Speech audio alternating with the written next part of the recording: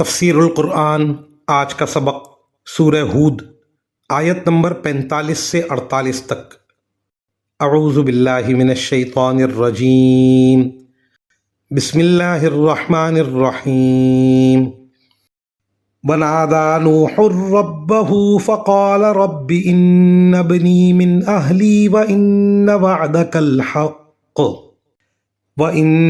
وعدك الحق وأنت أحكم الحاكمين۔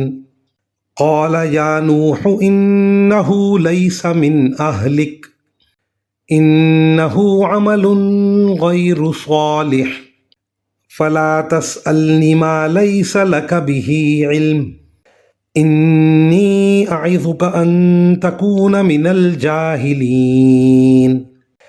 قال رب إني أعوذ بك أن أسألك ما ليس لي به علم وإلا تغفر لي وترحمني أكن من الخاسرين۔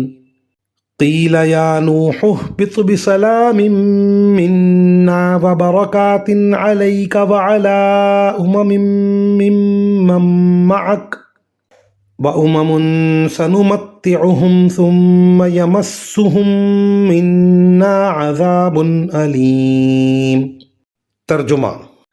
اور نوح نے اپنے پروردگار کو پکارا اور کہا کہ اے میرے پروردگار، میرا بیٹا گھر ہی کا ایک فرد ہے، اور بے شک تیرا وعدہ سچا ہے اور تو سارے حاکموں سے بڑھ کر حاکم ہے۔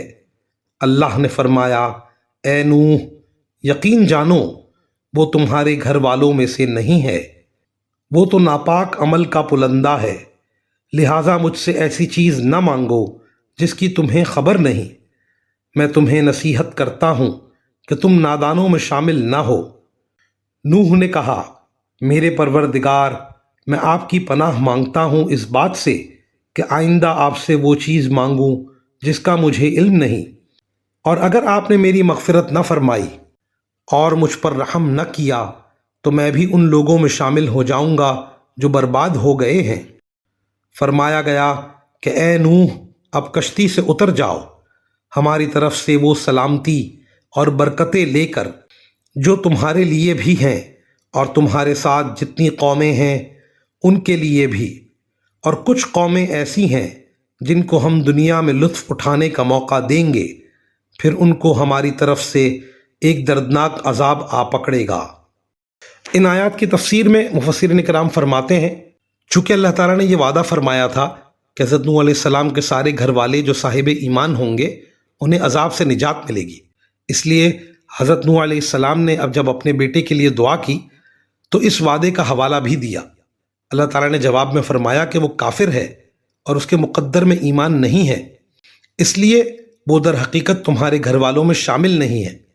یہ بات تمہارے علم میں نہیں تھی کہ اس کے مقدر میں ایمان نہیں، اس لیے تم نے اس کی نجات یا ایمان کی دعا مانگی۔ مزید فرمایا کہ مجھ سے ایسی چیز نہ مانگو جس کی تمہیں خبر نہیں ہے۔